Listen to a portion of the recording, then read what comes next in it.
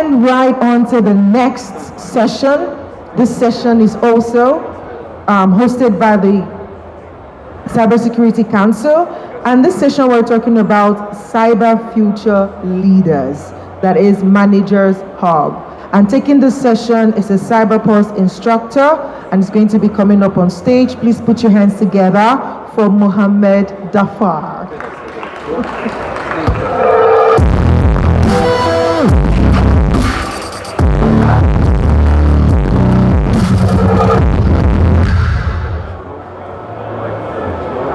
Thank you. Thank you. Assalamu alaikum. Masaakum Allah bil khair. Good afternoon. On behalf of Cybersecurity Council and on behalf of Gisec Global 2023, welcome. I would like to welcome you to this workshop. We are really happy to have you, and inshallah together we can spread the message. Today inshallah we'll be talking about cybersecurity and how we can apply it in management. But before starting, I would like to introduce myself. اسمي محمد ظافر حيرة. My name is محمد ظافر حيرة. And I have spent the last decade or last 10 years in risk management in various of sectors. And one thing I learned for sure, that training, workshop, and spreading knowledge is key. It's a key factor for us to improve our workforce and become better, stronger, and prevent risks from happening. And as the people before me, I would thank them for what they say. There is no zero risk, but we have to build our system. We have to build strategies to understand and to acknowledge risks that we might face. So today I will be happily covering two topics: cyber emerging threats and trends, and also embracing cybersecurity by design. How can we design a culture that we want? But in the beginning, I would like to quote His Highness. Cybersecurity has become an essential requirement in the digital era.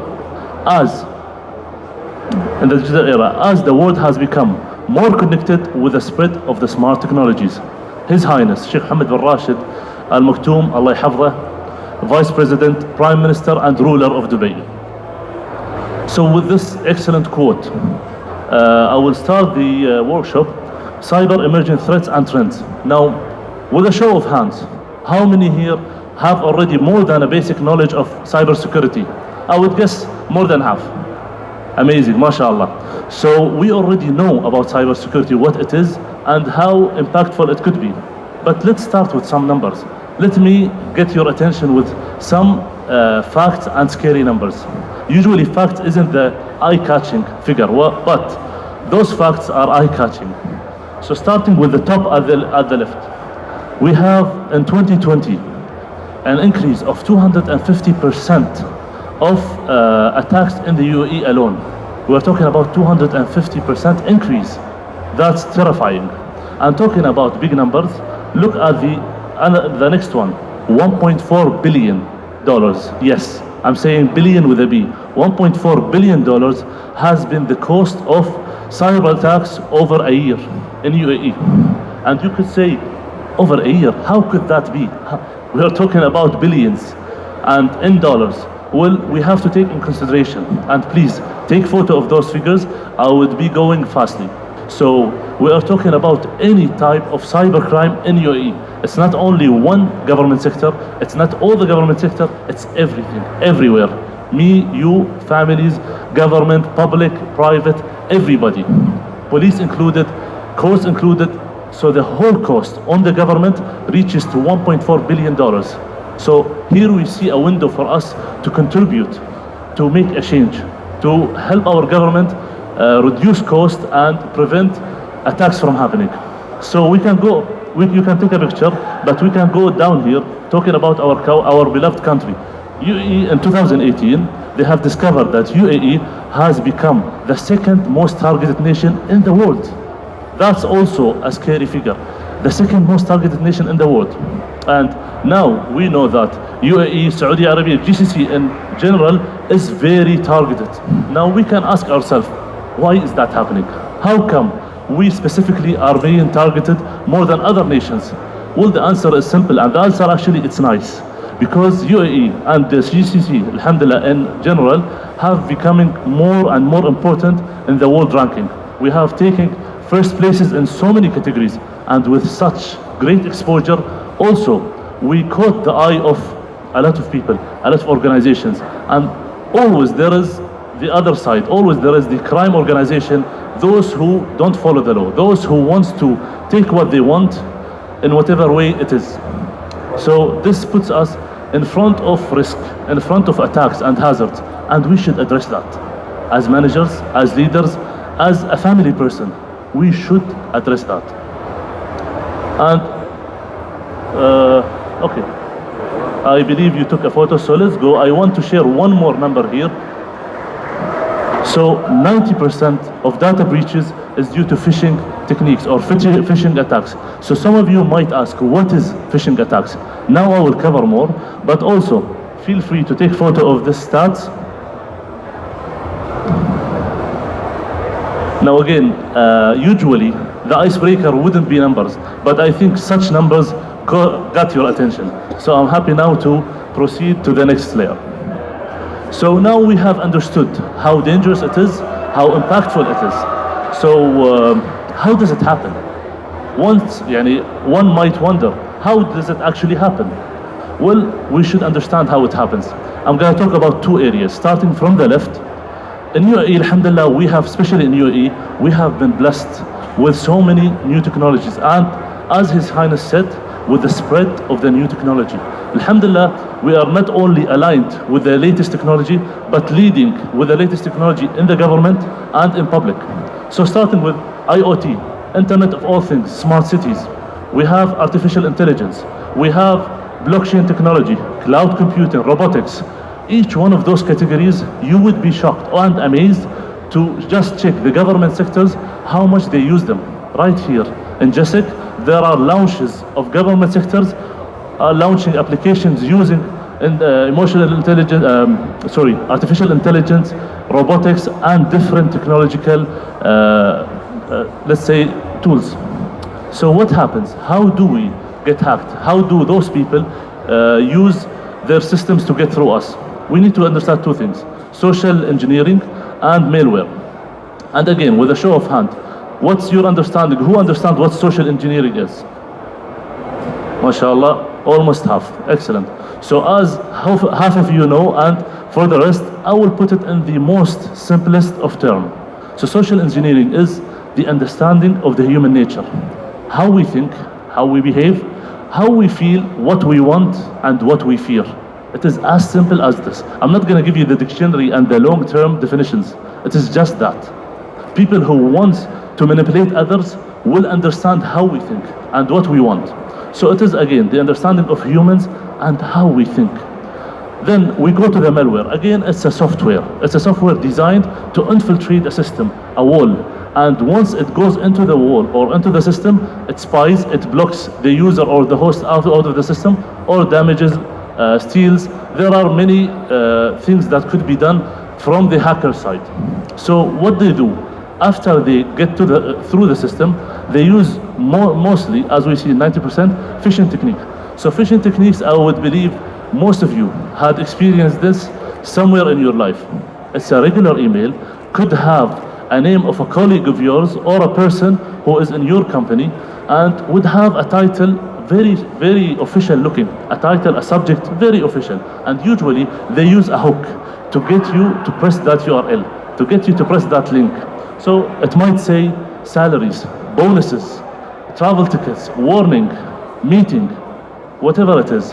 However, there is something different, very or slightly unnoticeable. This is how they get in. So once you click that link, now most of people think once they get hacked or their system gets infiltrated, everything is very obvious, like the Matrix. There is green numbers falling down.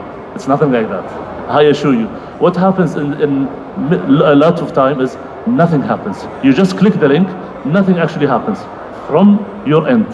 From the other end, they got access through the wall. So sometimes after getting access through that wall, they stay and they listen and they record and they steal data as long as they need to get access and gain access to the files, the data, the names they want to gain to.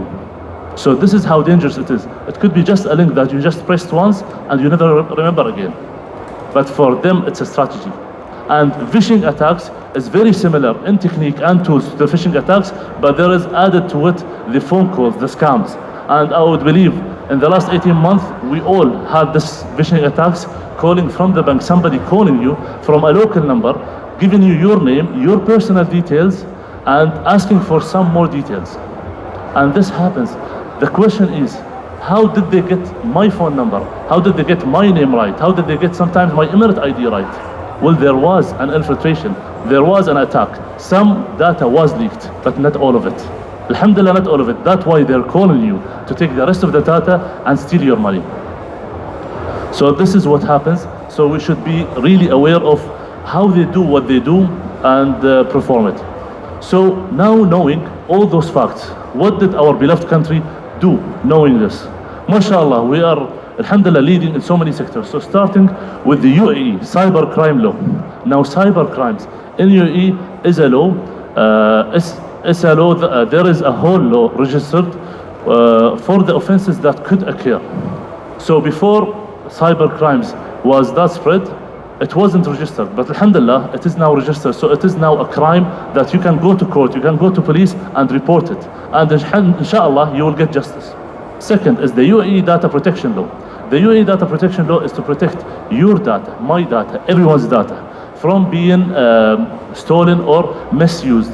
Now you can even just remember the last phone call, phone marketing you had. They will ask you your permission to send you on WhatsApp. Isn't that right?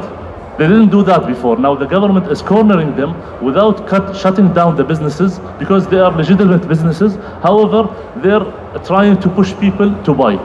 So now the laws and regulations help us as citizens to be protected, to conserve our rights. And finally, the UAE Information Assurance Framework. And this is especially for each manager and leader we have here today. I want you to think about this. Now the UAE have set a framework for everybody to be at least starting with, aligned with. This framework covers government, public, semi-government and even private sector. So this framework at least provide the bare minimum of safety and security. Now you should ask yourself, you should go back and ask your own team, how much are we aligned with the strategy that the government have provided us with? They brought specialists to put this framework. Are we aligned with it? And if we are, what is our next step? Because this is just the first milestone. We should skyrocket from there. So this is locally. Going internationally as well, because many businesses are located in UAE, but it is an international business, or it has connections with international entities. So we have HIPAA. HIPAA is the United States legislation about information and especially medical information. We have GDPR. The GDPR, it's in the European Union. It's similar, very similar in the European Union. And PCI DSS, it is more with banking and credit cards. And of course, you can take photo again. And finally, CCPA, it is more concerned with, it's the California Consumer Privacy, more concerned with privacy and data. So those are official entities, international, that cares about privacy. And again, by the way, we can go back. Knowing this, managing a company, an international company, you should actually know this. Your team must know those, because once you are in a business communication with one of the countries that covered by those organizations, you would have to work with their standards. And all those standards is to protect our data. So moving on, as a manager, what is my role? What can I do? We want to help. As managers, we want to help. We want to provide our team with the most sufficient help. So what can we do? Number one, we should be aware, as we are doing right here, right now. We should understand. We should be aware of the fact that those attacks are happening every single day, every single hour, from around the globe. So we should be aware of that. We should not deny that. So this is one. Two, adopt a cybersecurity program. Adopt and design your own program. So we should understand as leaders, we should spread the message, and we should start adopting let's say a system that works with you best. Three, be up to date and understand the association with technology used in your organization. And that's very important. Every single day, mashallah, we are hearing new technology and we are adopting new technology. So up to yesterday, I might be in check, I might be safe, but up to today, I might not be. With the new technology we just adopted. So with every new purchase, with every new system that we adopt, we should understand also the downfall, the risk. Is there windows? Is there a hole for the cyber attackers to go through? So we should understand that. And finally, identify the rise and concerns. We should hear our team, we should be part of our team, we should hear them, and we should also check the concerns, our own concerns. Each department, each organization is different, so we should acknowledge them. So this is part one. Part two is embracing cyber security by design. So how can we design the best environment for our workplace? So there are a couple of points. Just to make it short, we are today in a workshop, and you are welcome to take a photo and visit the Cybersecurity Council library, e-library, and download the whole PDF. So today I'm gonna go through the highlights, the major points. So four steps. How can we manage cybersecurity as managers? It's not very different from what we do anyway. We identify, we assess, we prioritize, we monitor. First, we identify what is our asset information. Because if we think about it, everything is information. A whole company could be built on information or technology or preserved rights. So what is our current status and what is our asset? So knowing that, we assess, we understand, okay, this is what we have, this is what we must keep in check, this is what we must keep confidential, and we start assessing where we are now. And we shouldn't deny where we are, but we should act on it. If we are not really ready, we should act on it. So we assess ourselves, what is our strength, what is our weaknesses. If we can't do it ourselves or we don't know how to do it, we can also take consultation from different companies or government. We prioritize. Once knowing what we have, once knowing where we are, now we have as a priority how to handle it. What is our strategy to move on? And finally, we monitor. We must monitor our plans. We must monitor what is the plan, how was it presented, how is it executed, and finally, how was the operation? Was it as planned? Was there shortfalls, and how can we make them even better for the next times? So again, data protection. How can we protect our data? Again, in 3 steps. We're keeping it short. So first, map your critical data. Each organization, each company knows what is the very most confidential data. It could be client's number, it could be client's information, it could be VIP's connection, it could be innovation, it could be rights, it could be technology. So what's your most confidential data? This is what you should keep your eye on. Then what's the next step? The next step is knowing who has access to this data. So we must understand that cybersecurity starts with the C-suite going down. It starts with the whole team, with the whole organization. It's not an IT thing, it's everybody's concern. So we start with decision makers, we start with the C-suite, we start with those with the most access. And once we know those people have the most access, we give them enough training, workshops about this. Do they use their work phone, their work laptop, their work iPad out of work? If so, if needed, and if so, do they connect to a public server? If that's the case, we should rethink how we are doing stuff, and we should educate ourselves. So finally, define levels of security. Now, there is no organization that works alone. There is no organization that works solo. There is the contractors, there is the legal team, there is the client. There is always more than one team working at once on the same project. So knowing that, do we need to share all the details with everybody? Did we consider that, okay, in our building, that we have to access it with a special card? There are people not from my team. Either it's a service team or maintenance team or IT team that could not be through my organization immediately, legal team. So what we need to share, what we need to give them from information, this is in our hands. So we should keep that in our mind. So again, it is all about cyber culture. Cyber culture is the understanding of what cybersecurity is, how big it is as a threat, and how can we deal with it? How should we deal with it? And it must be in every meeting. Please take a photo. So again, Alhamdulillah, in UAE, every year is a year with a slogan. So we talk about each year's goal with our meeting, with our teams. But also one of the things that we always must talk with them weekly, monthly, quarterly is cybersecurity. Like talking about self-safety, like talking about refreshing courses, we must talk about cybersecurity and how everybody is affected or infected by this cybersecurity. So just to keep up with the time, I wish we can go through them all, but with a short period of time, we have to keep it short. So pre-crisis, during crisis, and post-crisis are the three phases and timeline. So if we wait for the incident to happen or the attack to happen, and it will happen, as the numbers and figures shows, it would happen. So if we just wait, doing nothing for it to happen, we can expect the worst outcome. We can call the most professional teams to recover us and to help us, but still we haven't equipped them with the good foundation and structure. So we should start thinking about it before it happens. We should start planning and putting strategies in place. What would happen? How can we control it? How can we contain it? How can we go out of this crisis with minimum damage?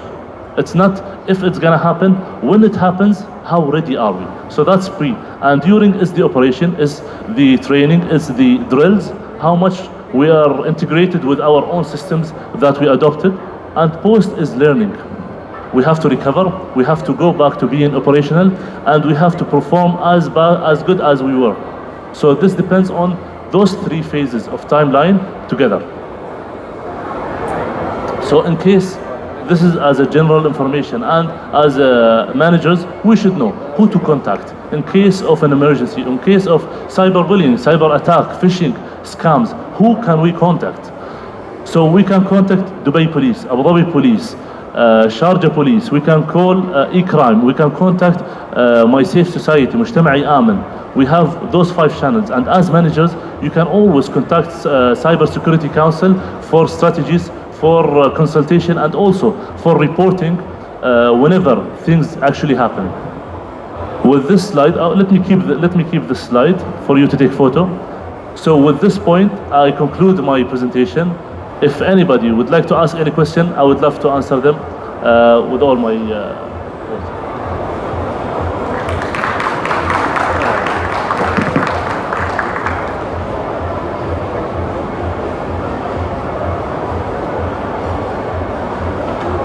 Hi. Marhaba, hi. Thank you for your presentation. Question with regards to data protection in the UAE. How would you compare it to GDPR or PDPA? Because in the UAE, it seems if you, for example, sign up for one service, the following day you're inundated with calls from financial advisors, real estate agents, etc. So how are we in terms of a life cycle of data privacy in the UAE compared to Europe, for example? Okay. What's your name? Nasser. Nasser. Thank you, Nasser, for the question. So how are we compared to data protection? How are we compared to different countries? I wouldn't talk about different countries, but I know that we work hard in UAE to grow, to learn. So this laws is very recent. Those laws are very recent and very adjustable. So once they are implemented, they have been implemented to be customized. All those laws that I have shared before are very customizable for your own organization. So I can't, with facts right now, compare it with different nations, but we are proud that we are always taking the initiative for first steps and protecting our data. So inshallah, I do look forward to a time that we would announce our systems are the #1 systems in the world, but so far we are proud to announce that we have systems in place to keep us safe and to learn. We are always, all our leaders always encourage the continuous learning. So we ourselves learn, leaders learn, and the government learns from the, let's say, downfalls we face from our programs. So alhamdulillah, I would say, the program is ongoing, and always under adjustment. Thank you, Nasser. for the question. Thank you. Assalamu alaikum. All right, thank you so much, Mr. Mohammed. Please put your hands together for him one more time. Thank you, thank you, thank you. All right, moving on swiftly to the next session. This one should be interesting. We're talking about ChatGPT usage in cybersecurity. This session is also hosted by the Cybersecurity Council, and the facilitator for the session is a CyberPulse instructor. Please put your hands together as I bring up on stage Fatima Al-Mansouri.